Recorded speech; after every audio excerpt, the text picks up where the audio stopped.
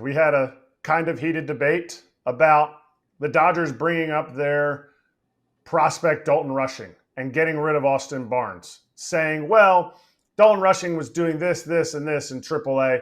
He's been kind of squashed behind there. Now we're going to bring him up to be our backup catcher to Will Smith. To me, they made the wrong move. To me, they should have kept Austin Barnes, because if they need depth, now Dalton Rushing has not been playing. As a GM, do you see it differently? Yeah, I probably do in this particular case. I kind of feel like, you have to stay young in this game. And I kind of felt like the Dodgers held on to Chris Taylor too long, as an example.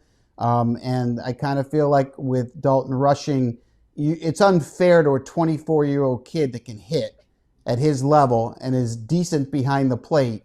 It's unfair to continue to have him blocked by a player that's not as good as he is at this point.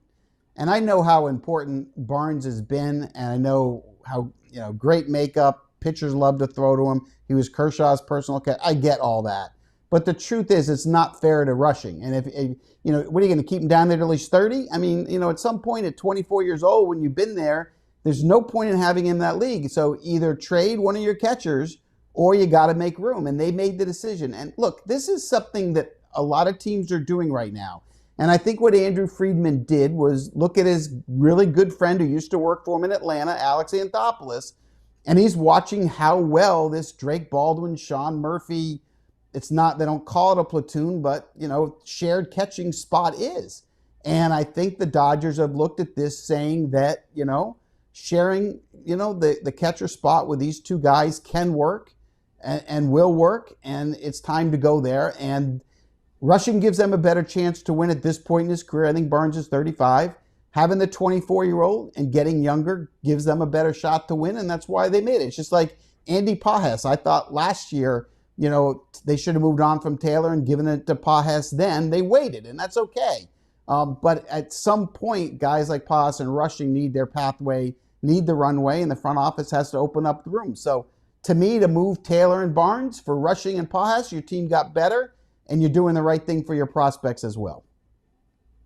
But do you call a prospect up that's not going, never has Rushing not gotten at bats? And to me, you could put a lot of really good players into non-starting roles and they become below average players. Isn't there a fear of that, especially with the numbers that Rushing was putting up, playing every single day in the minor leagues, now playing every other day?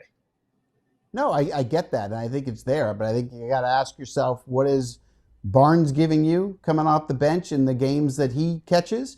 And how do you think that's going to compare to Rushing? Yeah, it's going to be adjustment, and it won't be easy. And, look, rookies that have, the runways, and we look at Aaron Judge, who struck out 50% of the time his rookie year playing every day. Mike Trout did under 200 in his first call-up, playing every day. So it's really hard for a rookie anyway, as you guys know. I mean, you guys are big leaguers. I mean, you know how tough it is. You never see this kind of pitching for 9 innings every day until you get to the big leagues. It's the only time you ever get to see pitching of this level, and it's not easy. So, yeah, it's going to be a challenge for Rushing. But I think at the end of the day, again, you have to look at the age, what he's done in the farm system. He's not going to beat out Will Smith, and you're not going to make him the everyday first baseman or DH. So the only pathway is to back up Will Smith and play part-time. So, is it time to give him that opportunity? And the answer is, yeah, it is. So, I agree with that decision.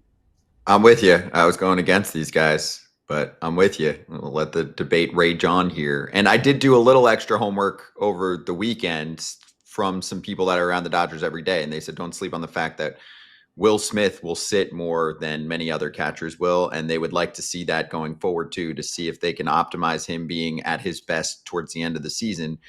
Not everyone's built like these two houses, AJ and Kratz. Some of these catchers are fading late in seasons. It's becoming a trend, and then you're seeing really down performances from them in the postseason. So, hey, not saying if it's going to work or not, but just throwing that out there. That's what I heard from some people around the team. Scott, you need to check out this Roback hoodie I have. It's 85 plus degrees here in Florida. Look, lightweight, feels great, cool colors, perfect for those hot Florida days. I agree, AJ. Color looks fire. And you can get your own sweatshirt, polo, hoodie. Go check out Roback. And If you do and you're a first-time customer, Rhoback.com using the code FOUL gets you 20% off your first purchase. RHOBACK.com, code FOUL. Get after it, FT fam. Dodgers fans consistently have been saying the classic send Chris Taylor to the moon line for a while. And in fairness, it was time. They've got too much depth and too many other good players. I mean, Kim, for example, deserves to be on the big league roster. He's looked great.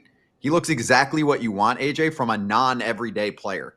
Dude's going to make contact, play good defense, run the bases well. Like, that's a winning player in my mind for the Dodgers. That was a smart pickup, at least in terms of what it looks like right now.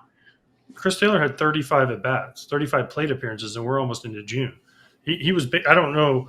I mean, listen, he served the Dodgers really well for a long time, but it happens to everybody. It was just kind of time, like you said. And, yeah, you can't have a player that only has 35 plate appearances, especially on the team like the Dodgers that move their guys around and like to use utility guys so much. So to me, it sucks for Chris, but listen, they paid him a lot of money and he's had a nice career and he might get picked up by somebody and figure it out again. But 35 plate appearances just is not enough at this point in the year.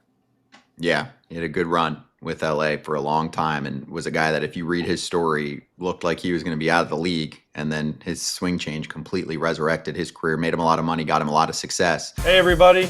Be sure to like and subscribe for more content. We're back here every weekday, all year long, so do not miss an episode. The videos are coming in all day. Here's another video you might enjoy. Baseball the way it should be covered.